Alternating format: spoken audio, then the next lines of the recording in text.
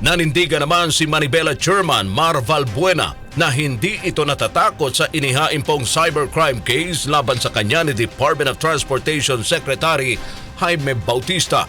Ayon kay Valbuena, handa niyang harapin si Bautista sa korte maging sa kulungan at hindi rin ito natatakot kahit sampahan pa siya ng kalihim ng patong-patong na kaso. Nanawagan din si Valbuena kay Bautista na ipaliwanag ang kinasasangkutan nitong issue sa Land Transportation Franchising and Regulatory Board o LTFRB sa halip na magbalat sibuyas. Ipaliwanag ninyo, huwag kang balat sibuyas. Pinasok mo yung pagiging opisyalis sa gobyerno. Kapag ikaw ay pinaparatangan, sumagot ka. Hindi yung makanti ka ng konti.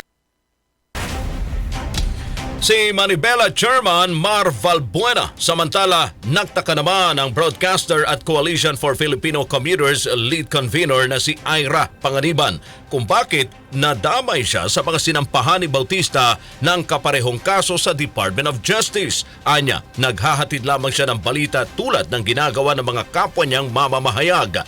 Nag-ugat ang reklamo ni Bautista dahil sa umano'y mapanirang pahayag ni Valbuena laban sa kanya. Habang idinawi din ang kalihim si Panganiban dahil sa paratang nito sa social media hinggil sa pagkakasangkot umano ni Bautista sa korupsyon sa LTFRB kung saan tumatanggap din ito ng sahol.